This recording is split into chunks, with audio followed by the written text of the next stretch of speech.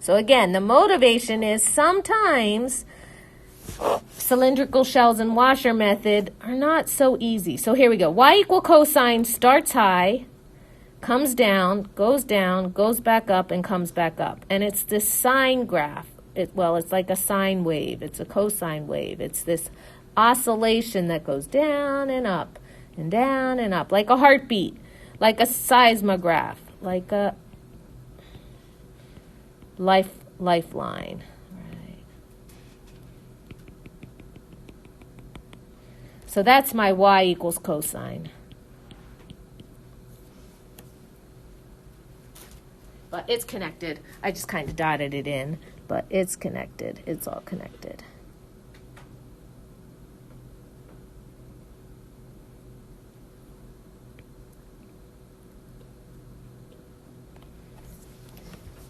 And then we've got y equals minus cosine. Let me shade you in brown. Let me make you brown. Y equals minus cosine, which is just like y equals cosine, but it inverts it.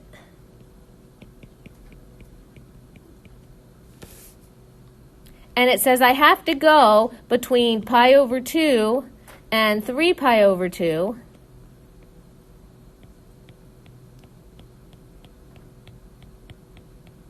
And so the region that we are going to be rotating is kind of like this kind of a shape right here, right? So I'm going to erase the other stuff now that I don't need it.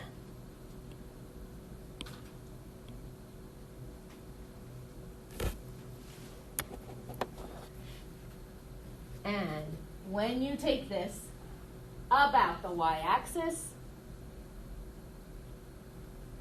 what are you getting? We're getting my prop. Approximately, right? We're getting kind of like a donut, right? When you send this around. A bagel, a donut.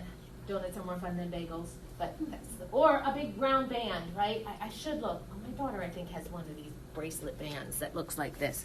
But you're getting this big shape, right? So as we send this about the y-axis, we get this big shape. So it would come over here, and it would come over here, and it would be on this side. And then we would rotate it, and it would connect. And we would get this donut shape. It's a big kind of donut shape that erupts when we do this. Kind of rounded on the edges and goes all the way around. Okay, so we're getting this donut shape. Now, normally we would use a washer method because it's got a hole in it, right? But the problem is, what's the problem? Help me out with the problem. What's the first problem? What would be my big radius? Well, it changes, so I'd have to do 2 integrals if I'm using, hang on, slow down, Tina. Hang on, slow down. So if I'm using washer method, I would be taking this donut. If I was doing washer method, I would be taking this beautiful donut, right? And I would be cutting it horizontally and pulling out these washers. And my radius would be measuring horizontally, right? My big R. And so if I'm doing a washer method, I would first of all notice that, okay, when I make my big R cut, first I've got y equal negative cosine x, and down here I've got positive cosine x. And that's okay, because then it's a lot of symmetry, right? So we could just choose and work with one. So let's say we only work on the top. That's fine. But then where's my next problem? When I go to choose my next function, which is the inside function, it's the same thing, right? That's going to be a problem, right? That's going to be a little bit of a problem.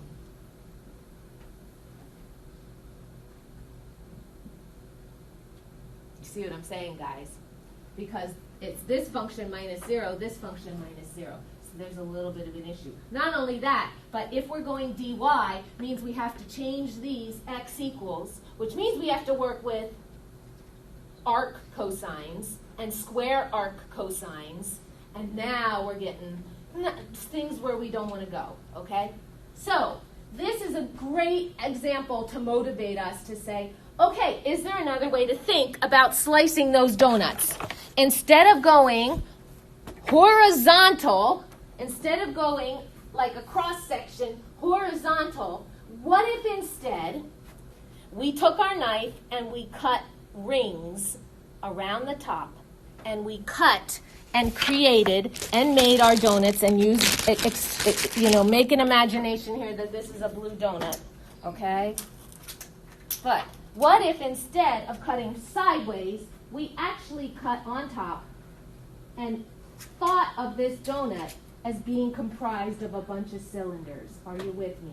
Stacked, one inside of the other. Do you know what I'm saying? So can you picture, and if you need, go grab another donut and put it on your desk. I don't care if you want to, and visualize this, right? Are you with me? We are going to be cutting our donuts. You guys see that, right? So where we've got these cylinders, one inside the other. Does that make sense? And when you stack them all together, it creates a donut. Are you with me? Are you guys with me? Ha. So, these cylinders have a thickness, don't they? They have a thickness to them. Okay? They have a thickness, right? So I'm sitting this cylinder right around my y-axis, and it has a thickness. That thickness is being cut perpendicular to what axis? Are you with me? As I'm taking my cylinder, are you guys thinking, are you thinking about it? You take a cylinder, and it's got a thickness to it. You guys see the thickness? You see its thickness. What is it being cut? It's being cut, that thickness there, that little thickness is being cut not with respect to the y-axis anymore. That thickness is being cut with respect to the x-axis. Do you see how that thickness, that distance down there is being cut perpendicular? I'm cutting these cylinders perpendicular to the x-axis instead of, are you with me? Kind of, maybe not, but I'm just going to tell you. We are integrating right now, right? I'm cutting this way, up and down. I am integrating. When you make these cylinders, hello, beautiful cylinder, I'm now cutting, I'm taking my knife, right? I'm taking my knife and I'm cutting perpendicular to the x-axis. In order to make the cylinder, I have to go up and down, and I have to cut this way. This is the hardest thing for students to grasp right here, is saying, okay, to make a cylinder, I have to cut up and down with my knife, right? I have to cut perpendicular to my x-axis, and then I kind of go on the x, you know what I mean? Then I come around, right? So then I take this perpendicular cut, and I go all the way around my donut. I wish I brought a knife, and I would cut all the way around my donut, perpendicular to the x-axis. Are you with me? And pull out the cylinder. Ha, yes, cut perpendicular to the x-axis. My son did this. I was so happy. Took him lots of tries, my 16-year-old. But perpendicular to the x-axis, we're cutting. We pull out a cylinder, okay? So on your paper, I want this picture, and I want you to draw in a cylinder for me, please. Because on your test, I am going to make you show me a cylinder cut. I am going to make you show me a washer cut. I'm going to make you show me these base cuts. Your homework makes you do it too, okay? So I want to see a cylinder, and I want to see that cut, and I want to see it come all the way around and make a cylinder. Do you see that, guys?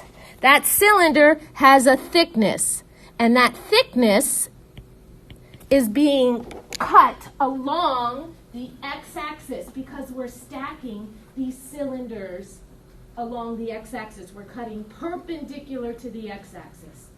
So normally we were doing dy. This time we're going to go integrating with respect to x.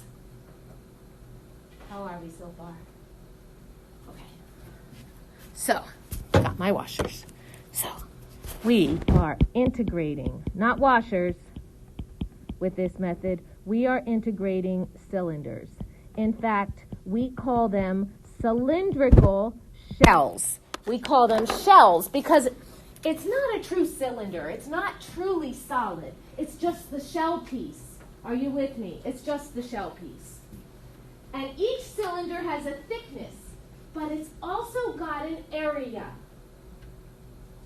Right? We're talking not a disc. A disc is a circle. This is not, well, it's not a circle. It's a cylinder.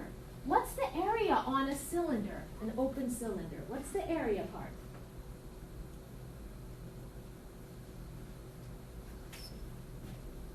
So like a circle, if I have a circle, my area is the inside of the circle, my disc. It has a little thickness, but it's got this. So when you have an open cylinder, I mean, remember, these cylinders are supposed to be paper thin, right? These cylinders are paper thin. We have a little bit of thickness to emphasize what it is, but it's a paper thin. What's the area? We call it, because it's three-dimensional shape now, right? What are you thinking, Brandon? Are you thinking surface area? You're thinking surface area, aren't you? 1,000%. When you have a cylinder, right, unlike a circle, which is flat, cylinders are 3 dimensions. So when we talk about volume and getting the area, it's the surface area. Ha! And what's the surface area for a cylinder? What's the surface area for a cylinder? Ha! Ha! What's the surface area for a cylinder? Oh yeah, Brandon gave it to me. It is, well, let's see. Let's make a cylinder. Shall we make a cylinder? Let's make a cylinder. Here's a cylinder, paper-thin cylinder, right? Paper-thin cylinder. I want the surface area, which is the distance, the area around the outside. Are you all with me, right? So what is a cylinder? It's simply a rectangle, isn't it? A cylinder is a rectangle in 3 dimensions. Yeah. What's the area of a rectangle? It's length times height, right? So on my cylinder, what is going to be my surface area then? It's going to be height times this length. But what is this length? It's the what? It's the circumference of the circle. Are you with me? So the surface area of a cylinder is simply taking a rectangle. Are you with me? Right? And so I want the surface area of a cylinder, which is the circumference. The circumference times this. Are you with me? Are you guys kind of with me? Times its height. Oh, yeah. Okay, get another donut. Everybody's falling asleep. I'm just teasing you. So here we go. So you're like, Tina, oh my God, this is so boring, but I love it. Is it time to go? No, we got 15 minutes. Here we go. So the thing we need when we do integration is we're looking for area. Cylinders are 3-dimensional shapes. So the area is the surface area that we're talking about. So when we go to take the volume of this shape, I'm just going to set it up. We're not going to integrate it. We are going to integrate with respect to x, because we're cutting perpendicular to the x-axis. My limits have to be x limits, which is going to be pi over 2 to 3 pi over 2. And what am I going to be integrating? I am going to be integrating the surface area for a cylindrical shell. And we just said that the surface area for a cylindrical shell is simply the area of a rectangle that would be opened up if we opened up our cylinder, which is the height times this distance here, but we said that distance there is just the circumference, 2 pi r, or pi d, Brandon, like you said. I like to use 2 pi r across my top. 2 pi r is the circumference. When I open it up, to get the surface area, I'm going to take 2 pi r times h. That is what we're going to be integrating. That is what we're going to be integrating. 2 pi r h. We are going to be adding up infinitely many cylinders that are paper thin, that are being cut perpendicular to the x-axis, and we're going to stack them. Are you with me? And that's going to create our donut. That's how we're going to get our donut. Now, let's get our picture labeled. Are y'all with me? Now, where is my radius for this cylinder that you just drew on your paper? Where is the radius for that cylinder? Where does it start? It starts at your axis of rotation, right? And where does it go? Does it go all the way across your shape? No. The radius goes from here to where you cut. Are y'all with me? Okay. So I'm going to draw that in there. My radius is from where I started to where I cut. Today is a big put your thinking cap on, my brain is going to explode day. But do you guys all see that the radius for this particular cylinder is this distance right here? Would you all agree? That's the radius for this particular cylinder. Where's the height? Can you see the height? Where's the height? Ooh, what defines my height? What defines my height? The functions. Before, the functions were defining the radiuses. Do you see what I'm saying? In this case, the functions are only used to define my height. So, the height is the up and down movement right here. And what defines my height for this particular example is my functions, are my functions. So let me put it all into play.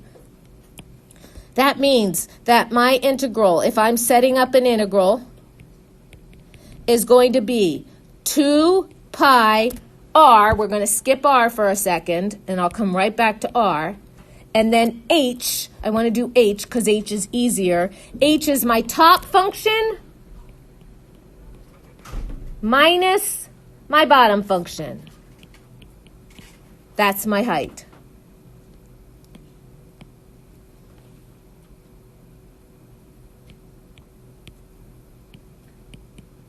How are we? Top function minus my bottom function. Would you guys all agree? Top function is negative cosine x. Bottom function is cosine x. Make sure to catch me because today I'm having foggy brain. Is that a good height? We got our height in. Our radius is the distance from here to this. Now, my cut is here. Your cut might be here. You might draw your cut here. In fact, these cuts are going to change depending on which cylinder I'm talking about. Am I talking about the little cylinder that's all the way down here in the middle? Or am I talking about the wider cylinder? Are you with me? These radii change. And how do they change? Well, it's based on where I cut it. Am I cutting it here at 3 pi over 4? Am I cutting it here at pi? Am I cutting it here, over here at 5 pi over 4? Do you see what I'm saying? What affects my radius is the cut. And what is the cut? The cut is simply an x value because I'm simply choosing an x value and cutting it at that x value. Do you guys see what I'm saying? So my radius always is going to be matching the letter of integration that you're integrating with respect to. So if you're cutting perpendicular to the x-axis, that radius is going to involve x's.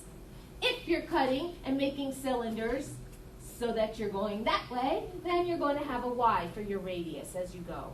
The only time that radius will change and be something different is if you were to take this cylinder and not put it around the y-axis, but move it and like make this shape go around a different line. Then we have to talk about the radius because we moved our axis. But for now, this is simply an x value. I like to do this in my head. I simply like to write down the equation x equals x, just because that kind of helps me identify that this is my x cut, wherever that cut is, and then I have x equals 0, and that distance is x minus 0, or just x, okay? That's it. This would be the setup. This would be the integral that we would use in order to set up a cylindrical shell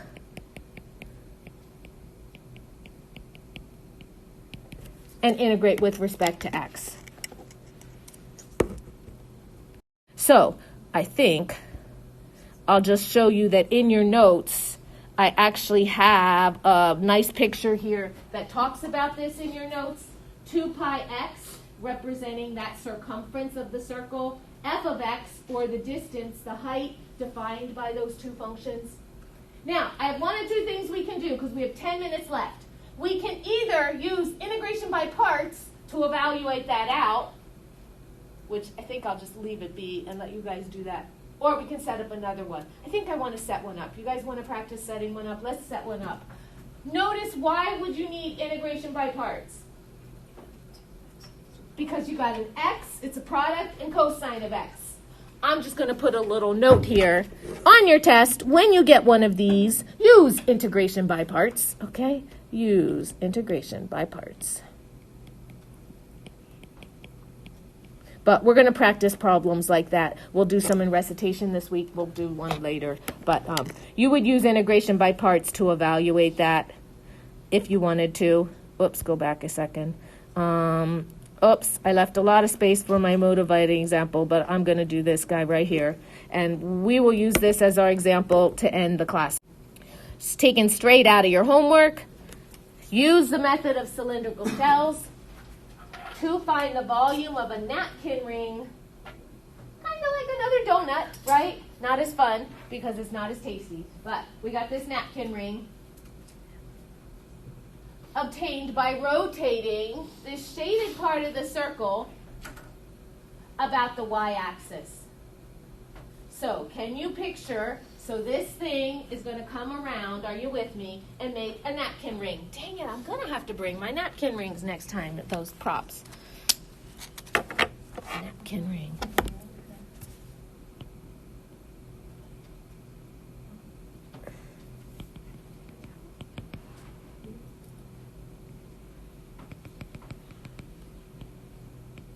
Right, so we've a bangle. No, it's like a bangle bracelet again. So I want you to use, not the washer method, but I want you to use shells to set this up. I want you to use shells to set this up. On your test, I will say, take the graph, see the graph's given to you. I will tell you, cut a cylinder and show me a cylinder. So I want you to physically draw in a cylinder. Now, the way that helps, and I'll put some notes on here, is whatever axis you're going about, your cylinder will be drawn parallel to that axis, right? That cylinder has to be drawn in such a way that it goes around that axis. So it is cutting parallel to that axis that you're going around. So if you're going about the y-axis, that means your cylinders had better be running around the y-axis. Are you with me? So that when you send it around, it goes around the axis, all the way around the axis. So we are going to make a cylindrical cut right here. And I am going to send it all the way around my axis. That would be the cylinder that I'm talking about. Do you see what I'm saying? So I've got a cylinder. This is one paper-thin cylinder, but I'm going to stack a whole lot of them. But this is one paper-thin cylinder. That cylinder has both a radius and it's got a height. So set this up. See what kind of integral you're getting here. I'm going to wander and see how you guys are doing. Set this up. That's okay.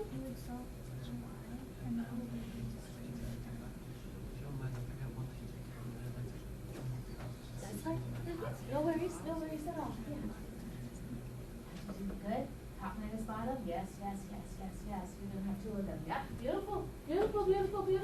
And you're going from, oh yeah, is it 6 to 100? It is 6 to 100, huh? Well, hang on, wait.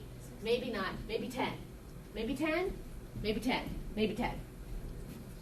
Yeah, maybe 10. I'm just thinking that's going to be huge, billion, gazillion, right? We got an integral. You're going from 6 to 10? Nice. Nice. You guys are so good. You guys have this down. So let me put some limits in. Put some limits. This is 6, this is 10. So first thing is noticing this. If I'm going about the y-axis, shells do the opposite. Remember, we were cutting perpendicular to the y-axis with washers, so we would do dy. This case, we go dx. We go the opposite variable. So if we're going about a y-axis, we're going to integrate with respect to x. Our limits then become x limits. We have 2 pi r h. But for now, r is always that variable of integration, and h is simply the height, right? Because r is just that variable of integration. It's telling me I'm cutting along the x-axis. It's the line x equals x, if I think about it that way. So r is x, and my height is defined by the up and down movement. My height is defined by the top function minus the bottom function. And so you guys are doing just a little bit of work. You're saying that this is y equals plus or minus the square root of 100 minus x squared. So you're saying the height is positive 100 minus x squared minus negative 100 minus x squared, all in a square root. So let's see. Does your integral look like this? 6 to 10, 2 pi x times 2 of these suckers. 2 times 100 minus x squared dx. That's my setup. That's what I can use to use a cylindrical shell to make the volume for this shape. How are you guys feeling? I'm not going to do any more. I think we'll stop there. I think I shoved enough stuff into your brains. Take a donut on the way out, guys, okay? Help yourselves, please. Take a donut on the way out, okay, guys?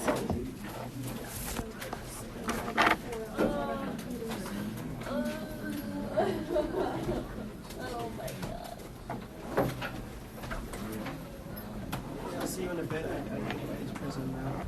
You need a what? I need to prison again, and then I'll see you. Okay, sounds good.